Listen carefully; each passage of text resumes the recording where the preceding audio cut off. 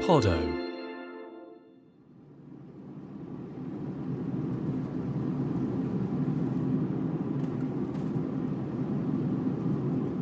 As you approach East Grinstead on the B2110, hemmed in on all sides by verdant foliage that forms a leafy tunnel into the town, the first thing you might notice, other than an adjustment to the speed limit to a mere 40-mile-per-hour canter, is a brown sign that says St Hill Manor. Below that, you'd see the National Trust symbol next to the word Standard. That's Philip Webb's Arts and Crafts House, now open to the public, which Niklaus Pevsner describes as wonderfully relaxed. And you'd be forgiven for assuming that St Hill Manor is in much the same vein. A Sussex stately home where you can probably take cream tea on the lawn before picking up an overpriced postcard for Granny. Except that's not what St Hill is. St Hill is a sacred site. St Hill is where they experimented to find out if tomatoes have feelings. St Hill was the home of a religion's prophet. St Hill is one of the world's premier finishing schools for fundamentalists.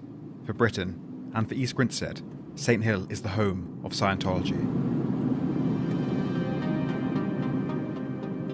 This is The Town That Didn't Stare. I'm Nick Hilton.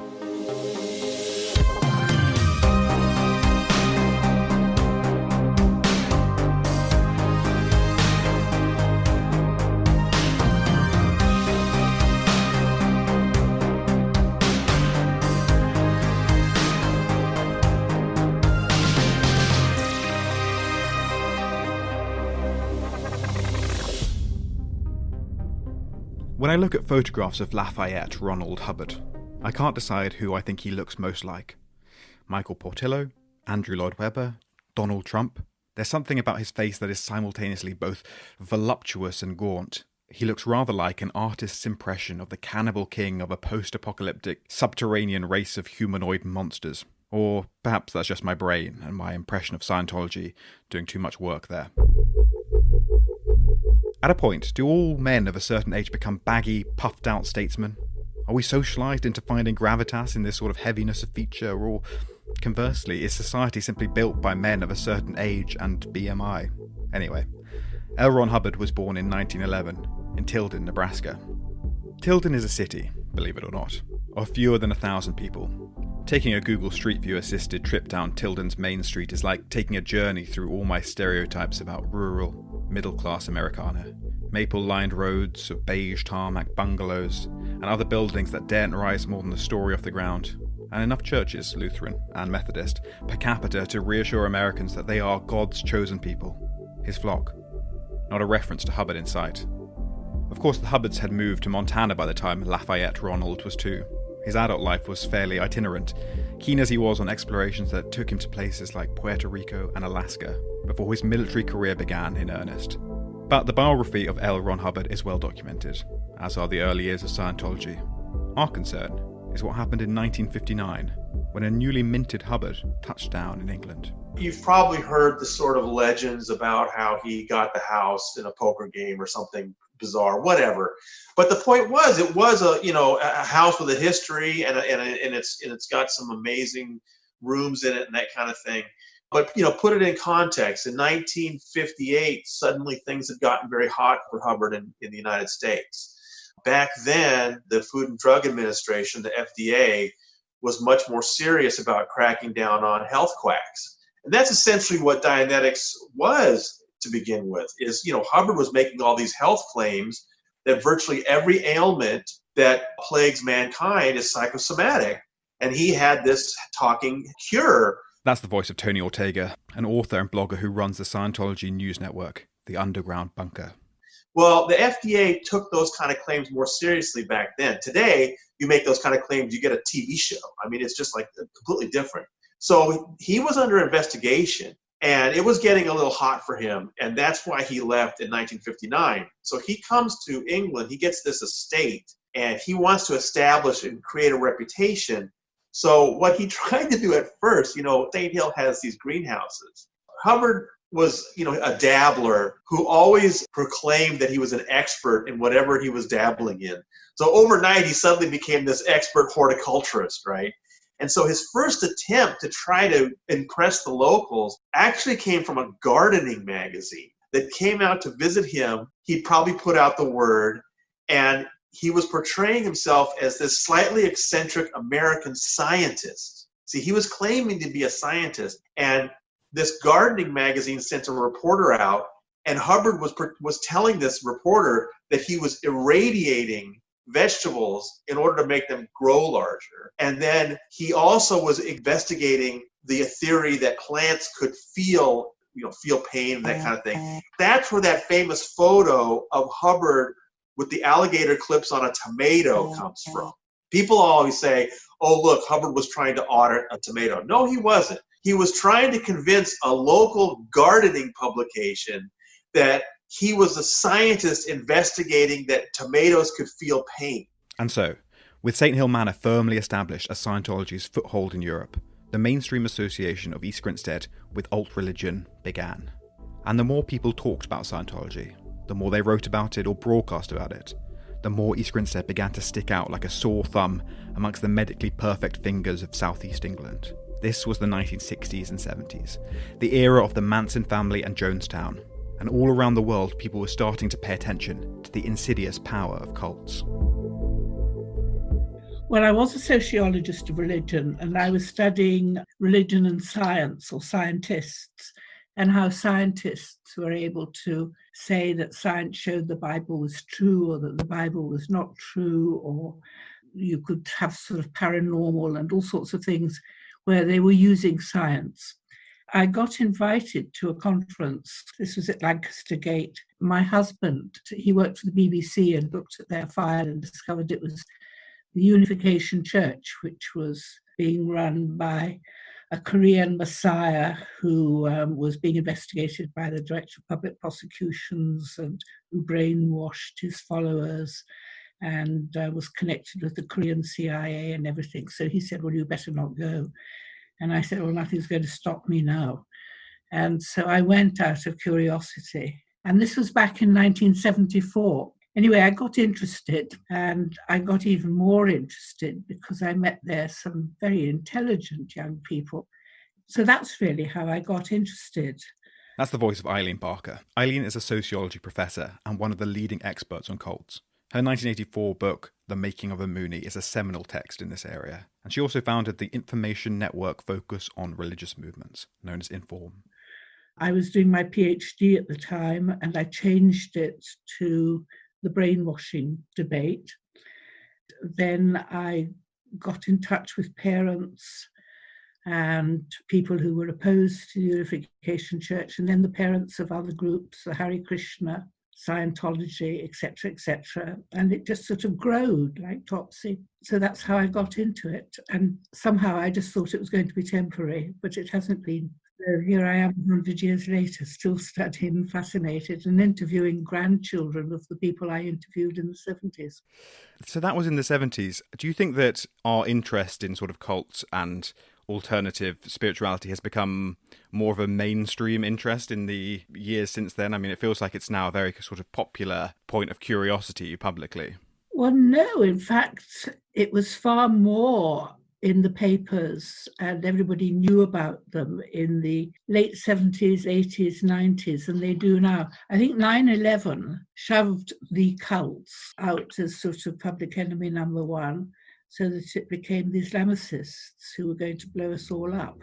What for you kind of defines a cult as opposed to, a religion, as opposed to a sect or a schismatic branch? I sort of wondered whether the Scientologists would not say they were a cult, but people would generally say they were a cult, whereas the Mormon Church might have been in its early days considered a cult, but seems to have become, a branch of Christianity. Is there a technical definition, or is this all very subjective?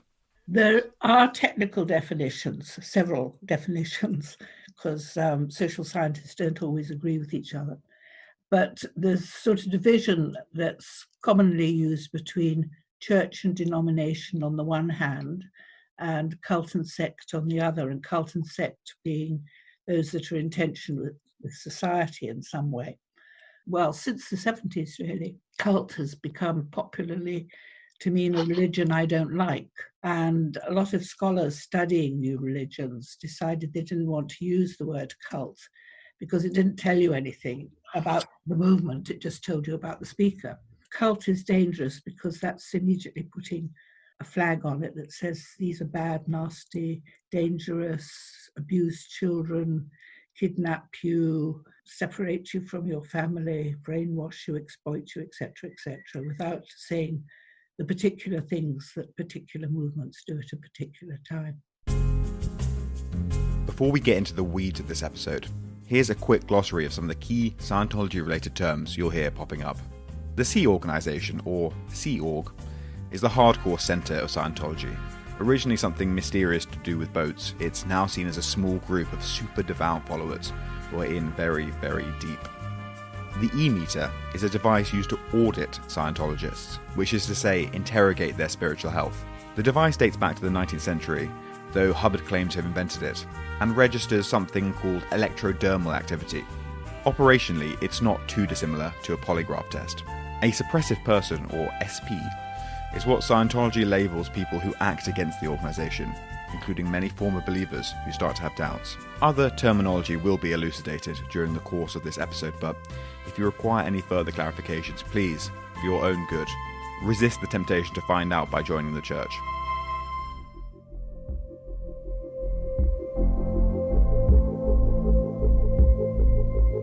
Scientology in East Grinstead is a big deal. Or perhaps to choose less misleading phrasing, I should say that Scientology is a big deal in East Grinstead. But the religion has also been a global cultural bogeyman for the best part of 70 years.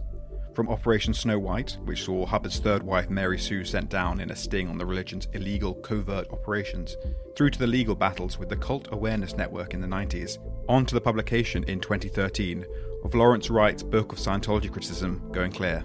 One thing has remained constant: Scientology has got coverage.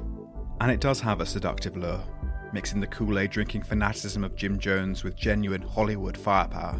Instead of Mormon missionaries or Jehovah's Witnesses arriving at your door looking, at best, like middle managers and, at worst, like undertakers, people were able to imagine Tom Cruise sliding across their hallway in nothing but a collared shirt and underwear, clutching a pristine copy of Dianetics. So every documentarian, gonzo journalist or investigative reporter has had a crack at Scientology, and for all the grime they've uncovered, the religion has kept bubbling along in its own bizarre way. In the early days, people could reasonably pursue a smoking gun, but decades later, the religion is surrounded by more smoking guns than the OK Corral, and it wears that like armour. If you're still willing to become a Scientologist in 2020, you're really not interested in what generations of journalists have unearthed about the cult. So is there something lazy about even discussing the Scientologists of East Grinstead? Is this just the podcast equivalent of clickbait? A lowest common denominator approach that falls back on the frisson of excitement people still derive from hearing about something so quintessentially weird? I think weird is like that's a shallow word. Scientology's fascinating. I mean, it's fascinating. That's the voice of Jon Ronson, a journalist and author who's tackled many groups at the fringes of the normal human experience. And that led to him falling in with the Scientologists in his 2011 book, The Psychopath Test. When I started writing The Psychopath Test, I thought, well, if I'm looking at psychiatry, I should also be looking at anti-psychiatry. So I started researching and I came across this group called the CCHR, the Citizens Commission on Human Rights. So I met their British deputy head, a guy called Brian Daniels. And at some point I figured out that the CCHR is a branch of Scientology. It felt, if anything, a little unoriginal to do something on Scientology. The reason was when I was having lunch with Brian, he told me this incredible story. And the story was that there was a guy at Broadmoor who had faked madness. I think he said it was like a real life McMurphy from One Flew Over the Cuckoo's Nest. This guy had faked madness to get out of a prison sentence, but he faked it too well. And now he was in Broadmoor, and nobody would believe that he was sane. And I just thought, well, what a story. So I said, well, can you get me into Broadmoor to meet this guy? And Brian said, sure. So Brian did all the bureaucracy for me and got me into Broadmoor. It was Tony, and Broadmoor was, for me, the exciting story, not so much Scientology. My sort of fear is that Scientology documentaries are a bit like sort of Churchill biopics, and sort of we've had all we need. Or lovely journalists who are sent by the London Evening Standard to go to the Paris fashion shows. That's another staple of cliche journalism. But I don't think that's true about Scientology. What I do think is true, look, I love Louis Theroux. I think he's brilliant. But I do think it is limited to just prod a hornet's nest, you know? If you want to do Scientology just because you want to prod a hornet's nest and get people to behave eccentrically, and the whole point of it is to express some sort of moral superiority over them because we're not as weird as they are, that's a bad story. I wouldn't do that story. But if you're curious and interested, then there's myriad amazing stories to be done within the world of Scientology. So let's do it. Let's look at what it means to be a British Scientologist, what it feels like to grow up as a Hollywood Hubbardite in Ditchwater Dull, East Grinstead. Charlotte Greenwood was raised in East Grinstead, having moved there from Birmingham as a kid in order to attend the town's Scientology school, Greenfields. This is her story. My dad I met someone on the street selling a book in the 80s. So he started getting into it then. Then we moved to Cyprus, where there wasn't any Scientology at all. Then once we moved back to the UK, when I was about 9, they then got back into it in Birmingham, which was the nearest org there. For my dad, it was very much like he'd come from very like working class, one of 6 Birmingham background. And I think it was the selling of changing your life, you know, being able to sort of make something of it. And he'd always been quite a sort of spiritual person as well. So I think that appealed to him on that level as well. And so what kind of made them take the kind of, I guess it's a step up in terms of your commitment to the belief system to move to East Grinstead and sort of become part of the central community in the UK? Because I was a kid at the time, so I wasn't really involved in their decision, that side of it. Most of the decision was really because this is like the Mecca in England. And I think just getting further into the community was the appeal. St. Ken was like the main centre for the UK. And the school as well, they wanted us to go to a Scientology school. We bought a house here, so we had quite a nice, you know, middle-class house here. We went to the school. We'd grown up in the Air Force, so we were quite used to like that sort of community-style living already. I mean, what was the dynamic between the Scientologists and non-Scientologists at the school? It didn't make a difference. It was a really good example of kids not caring about differences, really. You knew who were the Scientologists and who weren't. Like, you knew when people came on, they're not, but no one cared. We obviously were being taught with the study technology and everyone around us were Scientologists, but the Scientology part of it wasn't really a big, massive part of our lives yet. The school, they try and keep it quite separate. It's only when you get a little bit older, I think, and you start hanging out at the church at the weekends, so you'd go to St. Hill on a Sunday or whatever, and then get into it more that way. And do you recall whether your sort of early thoughts and feelings about the church were positive? Because, you know, at that point you're a sort of a teenager, you start to feel a bit more rebellious. Were you getting that impulse? No, not really towards the church so much. There's not really any scope for being rebellious against it at that stage. Everyone's so like, you know, driving that forward, and this is a great thing, this is amazing. Everyone's so love bombing about it and stuff that I think it's only later that most people sort of, yeah, there is some, you know, if you were one of the naughty kids, which I was, and most of my friends were, you do get in trouble with the church for drinking or kissing boys or whatever. And you have to go and do overlaps and withholds, where you confess your sins, basically. There were some kids, the boarding kids at our school, smoked a joint one New Year's, and the school found out about it. They were all expelled for a week, sent to St. Hill for confessionals, basically. That was the first time I ever saw the crossover, really, of church and school. I was recruited for one of the like higher organisations that you have to have done certain things basically to qualify.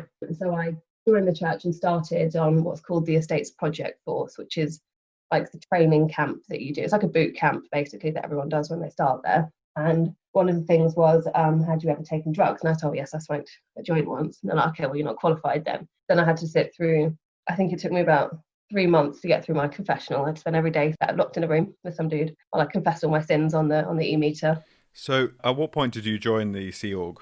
I was 15. 15, and that's when it became a bit more serious.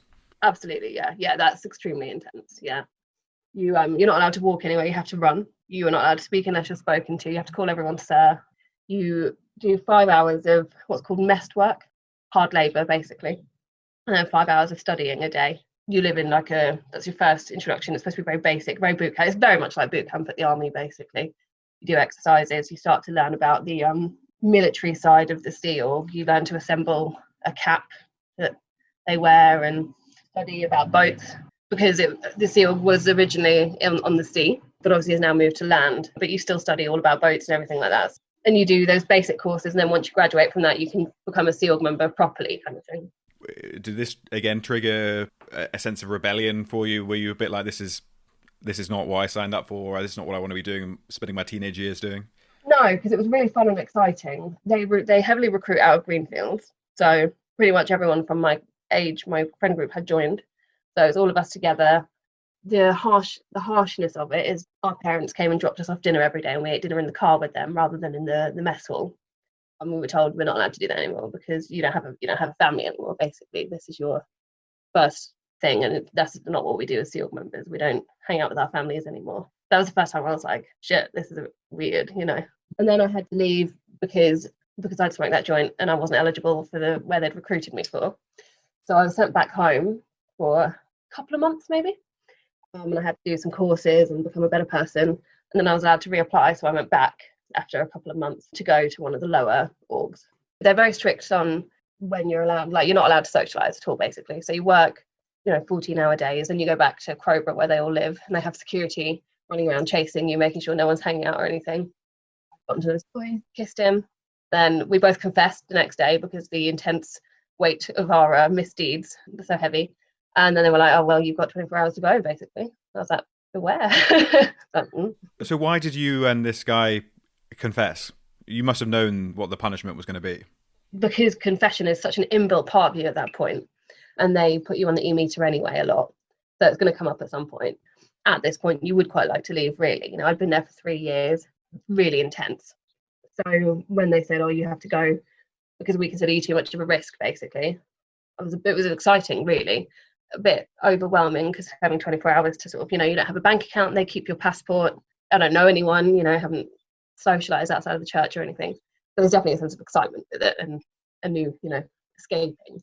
I borrowed someone's mobile phone and made a few phone calls to local Scientologists. I managed to find a room with a family. So I went and stayed there for a little bit. My mum wasn't supposed to, but took the afternoon off, just ran away with me for the afternoon to buy me some clothes, help me open a bank account, trying to sort me out with a job and stuff. So we had maybe 6 hours together to try and prepare. And then she went back after that. Like when I left, I basically hooked up with a group of guys that had all grown up in the same thing. Their parents were all in the Sea Org. It was a bit like the Lost Boys sort of thing. There were like 8 of us living in some dingy flat somewhere. And they were all sort of like a bit on the outcast side, not really considered good people. They were the ones that were drinking and partying and all that kind of thing. But I still really believed in it. I still believed that if I Googled Scientology, I would die if I found out the secret of, AT3. Still believe that they might be able to look at what I'm looking at on the internet and stuff like that. So I still very much sort of believe they had that power over me. So it was only when I was about probably 23, 24 that I fully was like, this is bullshit. Like, I'm out and done, because my family was still in the Sea Org. And if it was known that I was against Scientology, I wouldn't be allowed to talk to them anymore. So I had to be very careful about what I said and to who. Now that they've all left, I don't care anymore, so I can be quite vocal about it. When you hear it all kind of compressed into a sort of 10-minute story, I know. It just sounds like so fucking stressful and so claustrophobic. Did you feel that in the time? Did it feel like so oppressive, or did it all happen actually so gradually that it... It's difficult to say, really, because I haven't known anything else. So now, in retrospect, yes, I look at it that way. But at the time, because it was just normal, no, all of it just seemed normal and right. I would have loved to have gone to uni. I left school with no GCSEs, which has made it more difficult for me professionally. And most people talking to me now would never suspect that I'd had a, strange background like that. And you don't feel any PTSD but you don't feel like there's no weird feelings you get driving past St. Hill? No, there is, definitely. No, it's a huge trauma. It's a huge trauma. I've seen some things that no one should see. I've seen people dumped in sewage. I've been locked in a room for 6 hours till I confess. There's massive amounts of emotional trauma that come with it and take a lot of processing. I think that's the same for anyone that's come out. Perhaps the most noted of East Grinstead's dissident ex-Scientologists, indeed probably Britain's most outspoken critic of the church, is Jon Atack.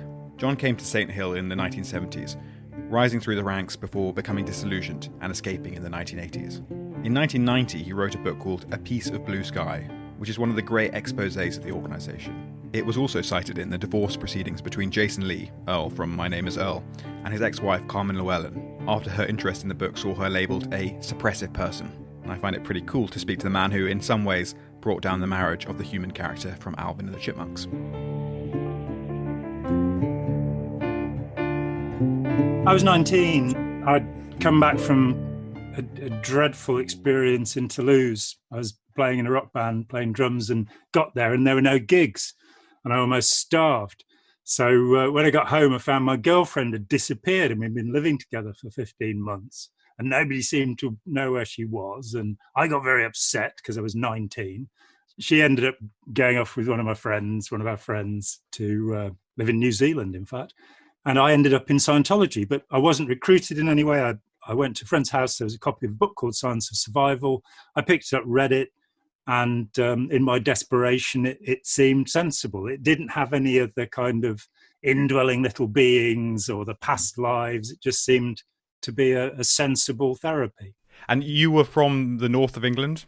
Oh, I wouldn't say that. I'm from the Midlands. Okay. From Lichfield in Staffordshire originally, and I live near Nottingham now. So you kind of picked up this book, you were still living in Lichfield. What's the kind of process that takes you from finding a book, connecting with it in some sense, to actually like living in a kind of complex amongst other Scientologists? I was never a live-in member. I never worked for them. I did most of the available levels. I did 25 of the then 27 available levels. So I'm operating Thetan to level number 5.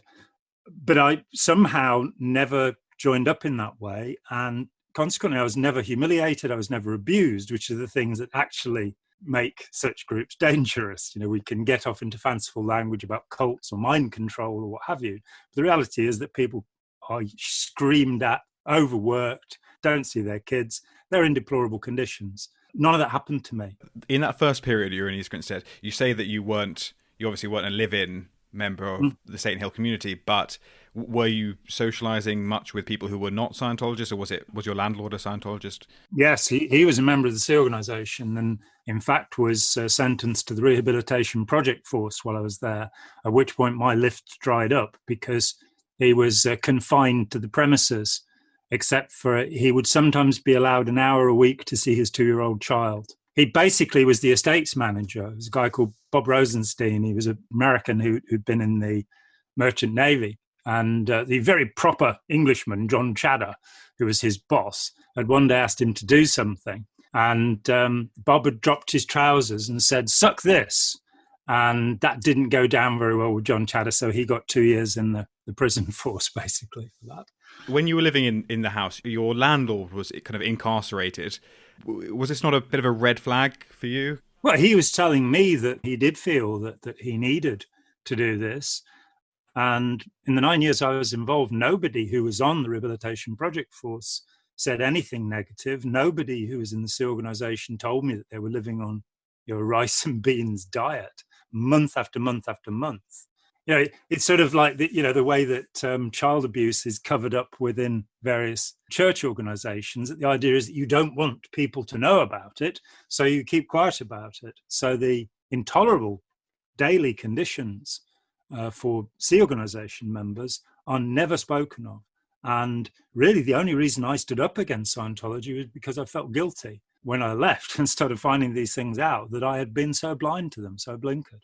So you must have had quite a sort of abrupt change, I guess, from living with Scientologists to then being, persona non grata, enemy of Scientology. Well, my income had come from selling my own art. When I left, I went to art college for 2 years and then made a kind of meagre living for the next 4 years as an artist. As I say, more than half the membership left. So originally my society, when I left the group, was ex-Scientologists, who most of whom still believed, most of whom considered themselves independent Scientologists.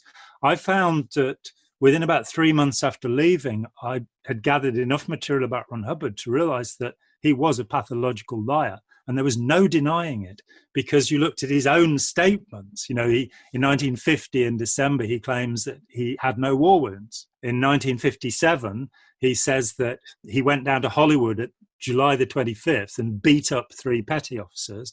And then in 1965, in an issue called My Philosophy, he says he was crippled and blinded and incapacitated at the end of World War II. So even without taking into account college records and the thousands of documents that Russell Miller and I dug up about Hubbard's life, he contradicts himself. So he was a liar.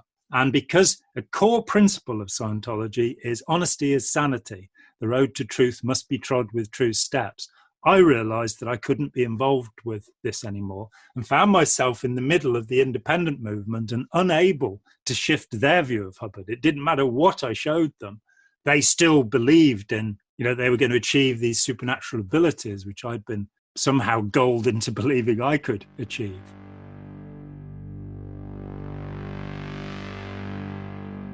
Charlotte and Jon's experiences are fairly typical of British Scientologists. Intimidation, alienation, ostracism. It's the lonely road that people the world over walk when they step away from oppressive institutions or oppressive people. Part of the reason I've never been gripped by any special paranoia about Scientology is that I don't fear that I might be susceptible.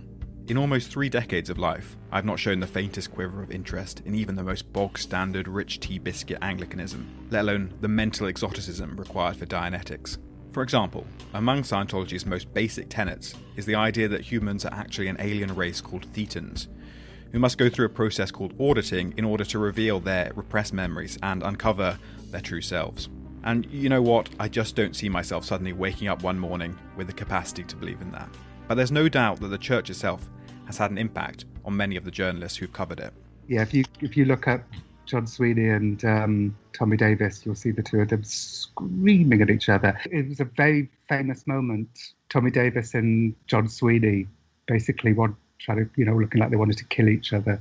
You should put a little clip of it in now. I will drop it in now, seamlessly. Of my religion of engaging in brainwashing. No, Tommy, you stop now! No, listen to me! You were not there at the beginning of that interview! You were not there! You did not hear or record all of the interview! Do you understand? Brainwashing is a crime against humanity. You are quoting the second... In the moment, I was incredibly angry. Now, remember, people would say, well, listen, you had TV cameras with you, but we had 5 cameras on me pretty much all the time. Basically, my producer, Sarah, was shooting with a small camera just in case Bill was changing over, and he had, Bill was our main cameraman, and there was at least 3 cameras from Scientology, as a matter of course, whenever we interacted with them. So we were always filmed all the time. It was weird and creepy. That's the voice of Jon Sweeney, a veteran broadcaster whose panorama documentary, Scientology and Me, is legendary within the BBC and canonical amongst Scientology watchers. He's also one of the most hardened critics of the church. But the problem is, after 6 days, I've become used to it, so used to it. But in the moment, I was genuinely angry because what they were trying to do was to twist my anxiety, not to appear to wander too far from due impartiality, the BBC's rules. And in so doing, they had made me appear to disparage this lovely man, Jon Lonsdale, who stood up to them. He was gay, and he'd been caught for soliciting 10 years before, which was wrong of him and all of that. He's dead now. But essentially, I felt he was a good man, and he was an admirable man to me. And I didn't really care about his sad sexual indignities of a decade before. And they were seeking to call him a pervert all the time. And they worked and it got me to a state where I'd ended up slightly disparaging him. And then I thought, no, this is wrong. You weren't there for the beginning of the interview. You were not there for the beginning of the interview. And off I popped. So I was angry in the moment. Then weirdly, I if you listen to the clip, you can hear me calm down in the middle of it. And then I'm angry again, I did not mean to do that. I was wrestling with myself. I'm so glad I didn't swear, because I think the BBC would have sacked me. Nor did I hit anybody, which was great. And the other thing I'm proud of, we were all proud of, we had a great team. We didn't give up. We didn't back down. We stuck to our guns. The Scientologists that you've met in the UK, what's been your impression of the British church, as it were? essentially, it's no different. It's a bit like the Borg, the thing in Star Trek, that every part of it is a replicant of the center. And the center is, in my view, they disagree. They think I'm some kind of Satan, and I'm a bigot, and I'm mad. So having said that, I'm a satanic, bigoted madman. That's what they say about me. I say that it's a space alien cult. Nearly all Scientologists in Britain live in the East Grinstead area, and that makes East Grinstead one of the most peculiar and, for me, creepy places in Britain. It's certainly, I'd never go on a pub crawl in East Grinstead, I have to say. But it's not just Scientologists whose behaviour can be alarming. The anti-Scientology movement has become extremely vehement and, at times, aggressive. There are plenty of videos of the streets of East Grinstead swarming with activists wearing those horrible V for Vendetta masks. And it's clear that this can be as unsettling to local residents as the Scientologists themselves, who, for all their faults, by and large stay up on the hill and keep themselves to themselves. Is there even something cult-like about this behaviour? There certainly is. The British anti-cultists haven't changed that much. The American largest anti-cult movement, which used to be called the American Family Foundation, is now called International Cultic Studies Association. They've changed a lot, but there are still a lot of people who persist in the sort of 1970s story about the brainwashing and the child abuse. Well, the child abuse came later. It sort of almost replaced the brainwashing. Back in 2014, I wrote a piece for Vice magazine which was optimistically titled, "Scientology is never going to crack the UK." For the research, as well as St Hill, I went to the Life Improvement Centre on Tottenham Court Road and the rather beautiful church opposite Blackfriars, which opened in 2006. For geographical context, Tom Cruise jumps clean over it during a foot race in 2018's Mission Impossible Fallout. No Scientologist gave me much attention during the writing of that piece, save the ones who I spoke to at the church's various places of business, who were universally smiley and polite, almost to the point of stimulating slightly apprehensive chills. But no one within the church followed up on the article in which I had referred to Scientology as a nonsense, made-up religion. But then I started getting feedback, and, like most of the feedback I've received in my life, not positive feedback, from the readers of a blog called The Underground Bunker, who felt that I'd been sucked in a bit and misrepresented Scientology in the UK as being less of an evil than they perceived it. The Underground Bunker is a very influential Scientology news site, run by a guy called Tony Ortega, who you heard earlier in this podcast. Tony is, I think it's fair to say, one of the organisation's most vociferous critics, and now he was on my back too. I tell you, there was one statement you made that I wasn't thrilled with, and you made it sound like nobody in England had heard of Scientology before Tom Cruise, and that bugged me because England actually has this fantastic history of Scientology, especially what happened in the 60s and with Snow White and the spying and all that. That felt flipped to me. But I went back and looked at your story again, and there's some very good stuff in it. So I hope you don't feel that I criticize it too harshly.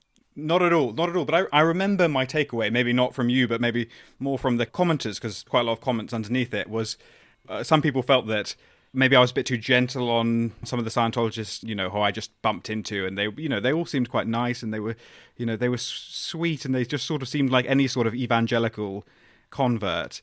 And I sort of don't know what the line to take is, because on a human level, I sympathise with people who get sucked into this, and certainly the ex-Scientologists we're all very sympathetic to, but should we not be sympathetic towards the people currently in there? I try to make the distinction that Scientology has a lot of very toxic ideas. Scientology has some very harmful policies, but that Scientologists are often people that got into it because they want to help the world. I mean, these are good, these are basically good people. However, I think part of the issue is you have to understand how deeply ingrained it is that a Scientologist cannot level with you about what they're doing, what they're going through. So yes, it's important to respect Scientologists and to be friendly with them, but not to be taken in by them.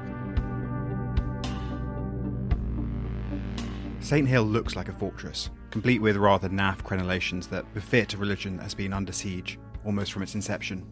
I used to play rugby next door to the manor, at the sports ground that also houses the town's hockey club. Rather bizarrely, East Grinstead is home to a world-class field hockey team. It felt a world apart, but even then, there'd be murmurings about the neighbours. A sort of low-level suspicion that, to a child, made it seem like we might, when retrieving a miskicked conversion, fall victim to these shadowy, unsocialised heathens who possibly ate boy flesh. But, beyond childhood paranoia, St Hill has opened up in recent years. For example, Jon Ronson found himself invited in by the Scientologists to their glitzy annual gala. All I really remember was like lots of dry ice, the Rolling Stones former manager, lots of like pale colours, blues and so on. Similarly, Eileen Barker even takes field trips of students there.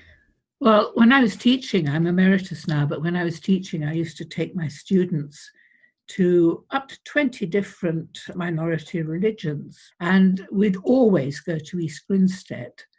We'd pretty well always go to Scientology because that was the one that they were most scared of going to.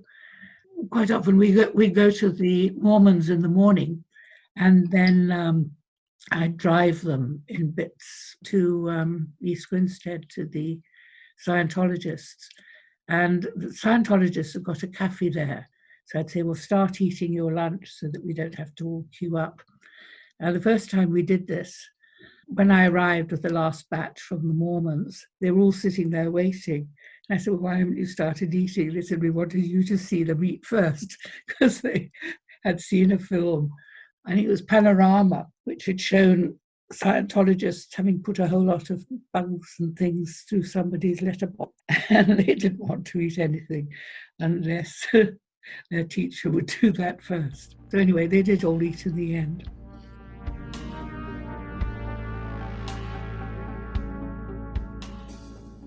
One of the things that has most constantly perplexed enthusiasts for alternative religions is the proximity of the Church of Scientology in East Grinstead to one of Britain's foremost Mormon communities. Now, I'm not a member of the Mormon Church, nor does its dogma strike me as particularly plausible or attractive, but if I were to be seduced into Mormonism, it would be via the role of president of the Church of Jesus Christ of Latter-day Saints. The current president is Russell M. Nelson, who's 97. His predecessor was Thomas S. Monson, who died in 2018 at the age of 90. Before that, it was Gordon B. Hinckley, who snuffed it at a cool 97. And before that, in order and with no exceptions, the list goes Howard W. Hunter, 87, Ezra Taft Benson, 94, Spencer W. Kimball, 90, Harold B. Lee, 74, goddamn pulmonary hemorrhage, Joseph Fielding Smith, 95, David O. Mackay, 96, and so on. If that longevity isn't divinely ordained, I don't know what is. Anyway, the Mormons have two temples here in the UK. One is in Preston, which is the real home of Mormonism on these shores. What East Grinstead is for Scientologists, I suppose. But that was only dedicated in 1998. Their first temple, the misleadingly named London Temple, was dedicated in 1958, just a year before Hubbard purchased St Hill, on a piece of land in Newchapel, a couple of miles north of East Grinstead. As a Sussex native, I feel about the Mormons calling this the London Temple the way I do about people referring to Gatwick as London Gatwick, which is to say extremely bitter. Okay, so it was going to be somewhere in the London area. You know, that was where the mission headquarters was. They wanted to focus on that main population of Britain, of course, was down there. And they'd actually sent church employees out to look for different sites. And they'd already looked at 3, and they were very interested in one that was near Wimbledon. And so that was being pursued. And suddenly the estate agent said, here, I think you need to come look at this. And so they came down. It was owned by a widow, and her daughter lived there. As soon as President Mackay, David O. Mackay, saw that site, he switched allegiance and said, yeah, let's pursue this. That's the voice of Peter Fagg, an historian of Mormonism in the UK. So it wasn't a historical site. It wasn't because of any history. It was purely because he just fell in love with the location, the fact that we could recycle the manor house for accommodation, you know, just a lovely little kind of historical, quaint look and feel. But it had that lovely, what was tennis courts and rose gardens and different things in the back. So it was purely just a kind of a real estate find. I guess one of the historical quirks then of that moment, and something that's probably been a real thorn in the side of the church ever since, is that at the same time as that was happening, about 10-minute drive down the road, Elrond Hubbard bought St Hill Manor. Mormonism is a faith of tens of millions of people around the world, but it tends to get lumped in that local area, and I know that just from growing up. They just tend to get lumped in together. I was wondering what you thought of that. Well, there's interesting, because even though I was born in Canterbury, I was raised mainly in Essex, and now I've lived up in Lancashire for 20 years. That's the first time I've heard of that. Really? Yes. So as a local guy, I guess you were aware of it. But for me, coming down and visiting the London Temple, I was oblivious to that. You've never heard of the Scientology community at St Hill? No, I've heard of Scientology. I've seen their reading rooms and stuff around, but I'm oblivious to that. But whilst Mormonism has never really caught on here in Britain, it's the majority faith in Utah, and there are said to be 50 million of them worldwide. One, Mitt Romney, almost became president. It's the success story that Scientology always dreamed it might be. Nowadays, British Scientology is as niche as it's ever been. The church's official figures put the number of British Scientologists at around 118,000, but many of the organisation's observers put the number much lower. I'm pretty sure there have never been as many as 5,000 Scientologists in the UK. In the 2011 census, they recorded just over 2,000. And that would have included, lots of people who don't want their relatives to know that they don't really like it anymore, but don't want to be disconnected from or shunned. So the numbers have always been fairly small. I think there are more Jedi. There are more believers in the Jedi religion than in Scientology. That's part of the reason why I sometimes feel like it's cruel or needless to add to the library of material that already exists about the many failings of Scientology. It reminds me a little of when lazy tabloid journalists find one random freak on Twitter imploring the government to deport, say, all New Zealanders, and the next day it's splashed on the front page with the headline proclaiming, "Kiwis take flight," or "Gov called to hollow the flesh of Kiwis with a spoon," something like that. So, in a moment of what John Sweeney or Tony Ortega might call weakness, I reach out to an East Grinstead resident called E. Kenneth Eckersley. Ken, as I choose to call him, is 92 years old and has, in his own words, been a follower of Hubbard since 1947, the same year the Marshall Plan was launched.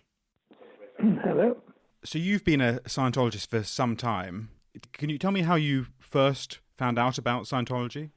I was a reader of science fiction, and I came across Ron Hubbard's work as early as 1947, when he wrote certain articles, and particularly in 1949, when he wrote an article called Dianetics, the Evolution of a Science. What appealed to you about the sort of philosophies of Dianetics and Scientology?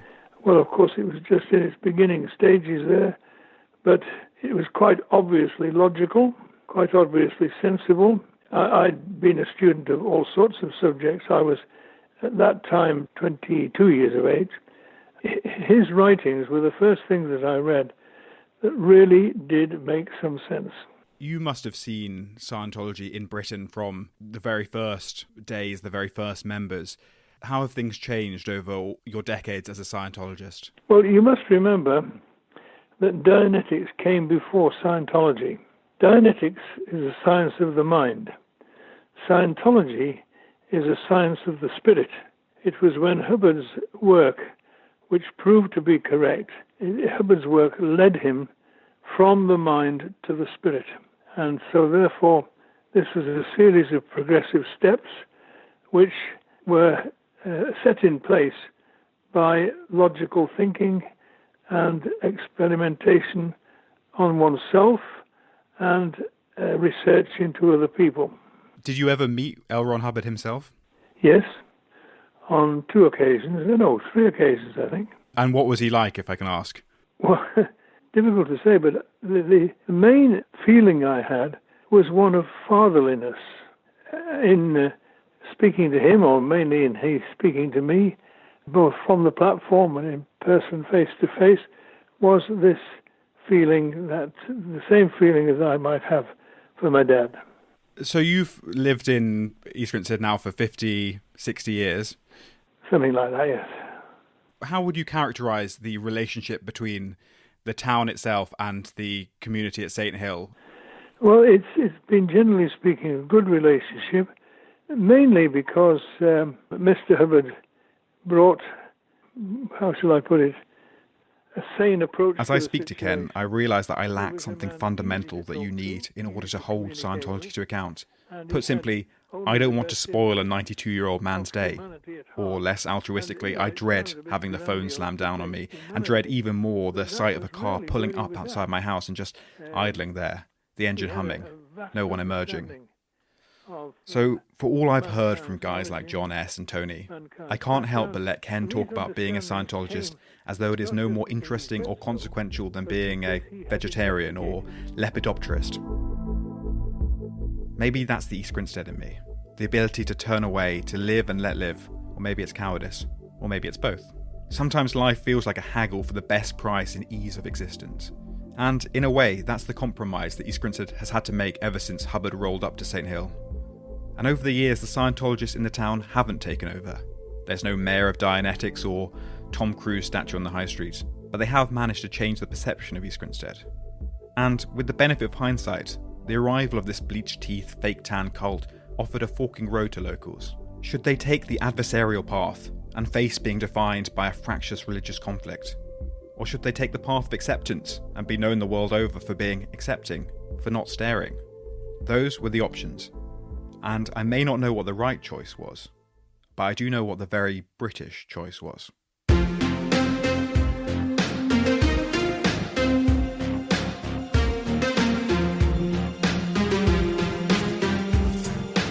This has been episode 2 of The Town That Didn't Stare, written, produced and presented by me, Nick Hilton.